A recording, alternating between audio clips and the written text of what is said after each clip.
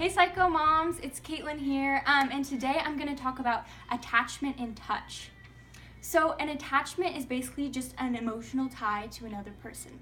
And attachments function on 3 levels. So first you have the physical level, and this is shown through proximity and through physical touch. The second level is cognitive, and in this way an attachment is basically I get you as a person, like I understand who you are. And third, emotionally, you are aware of the other person's emotional well-being. So physiologically, when an attachment forms, it allows for more brain growth.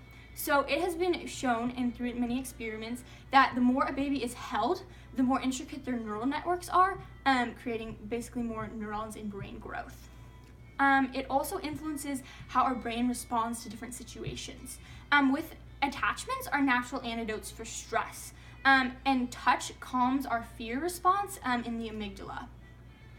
And then, so when you have many attachments in childhood, you're less likely to have adverse childhood experiences or ACEs. And the less ACEs you have, the lower your resting heart rate is. And the lower your resting heart rate is, that basically just means that you have a healthier heart. So a secure attachment for your child will lead to better heart health later in life. And then, so attachment also leads to higher levels of both serotonin and dopamine. So serotonin basically is what controls like mood, hunger, and impulse control. And dopamine is basically the more dopamine that you have in your system, the more rewarding experiences are for you compared to someone who experiences that same experience, just has lower levels of dopamine. And finally, attachment teaches empathy to your child. So social development begins with attachment, and this has been studied in a few different ways. Harlow's monkeys is an example of one of this experiment. So with Harlow's monkeys, he basically took a monkey away from its primary caregiver and put it in this room with 2 fake monkeys. So the first fake monkey was a wire monkey, and this is where just made out of wire, that's it, and a bottle, which is where the monkey was fed. And then there was a separate monkey which didn't give the baby monkey any food, it just provided comfort in the cloth that was around its structure. And this was very interesting because while the wire mother was the one who provided the food for the baby monkey actually spent a majority of his time with the cloth mother. And this demonstrates the importance of bodily contact when forming an attachment. Also, they took this experiment a step further, and they took the baby monkey and they put him in a room that he'd never been in with a bunch of strange objects. And when he was placed in this room, he kind of just like cowered in the corner with fear and didn't really explore much. But when they took the cloth mother, who he'd formed an attachment with, and placed her in the room, the monkey was able to say, okay, my mom's here, like, I'm in a new place, and then kind of peek out, look around, and explore the environment a bit more, knowing that his mom, or not his mom, but his, attachment figure was there if he needed it.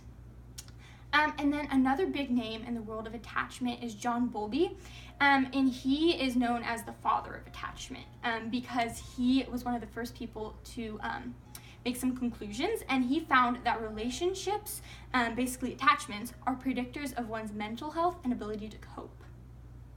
And then Bowlby had an assistant named Mary Ainsworth, and she did what's known as the strange experiment.